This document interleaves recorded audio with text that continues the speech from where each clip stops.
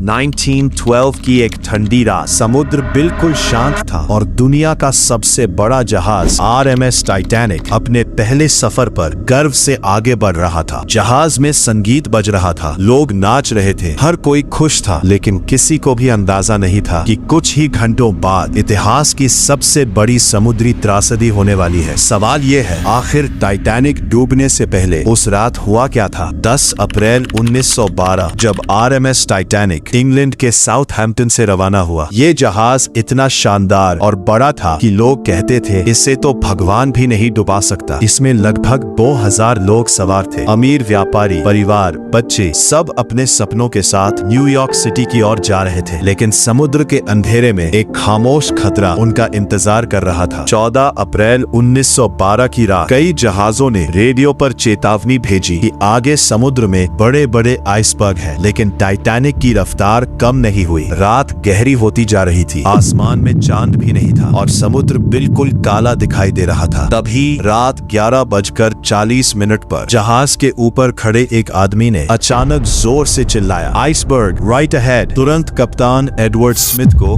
खबर दी गई। जहाज को तेजी से मोड़ने की कोशिश हुई, इंजन उल्टा चलाया गया, लेकिन तब तक बहुत देर हो चुकी थी। विशाल आइसबर्ग जहाज के किनारे से टकराया और पानी के नीचे टाइटैनिक के शरीर में कई बड़े छेद हो गए। शुरू में किसी को कुछ समझ नहीं आया, लेकिन कुछ ही मिनटों में जहाज के निचले हिस्सों में तेजी से पानी भरने लगा। अब इंजीनियरों ने कप्तान को बताया कि यह जहाज ज्यादा देर तक तैर नहीं पाएगा। सबसे बड़ी समस्या ये थी कि जहाज में लाइफ बोट्स इतने लोगों के लिए पर्याप्त नहीं थी और उस समय हजारों लोग अब भी जश्न मना रहे थे। उन्हें अभी तक पता ही नहीं था कि दुनिया का सबसे सुरक्षित समझा जाने वाला जहाज कुछ ही घंटों में समुद्र की गहराइयों में समाने वाला है। और उसी पल से शुरू हुई टाइटैनिक की सबसे डरावनी रात, जिसे इतिहास कभी नहीं भूल पाएगा।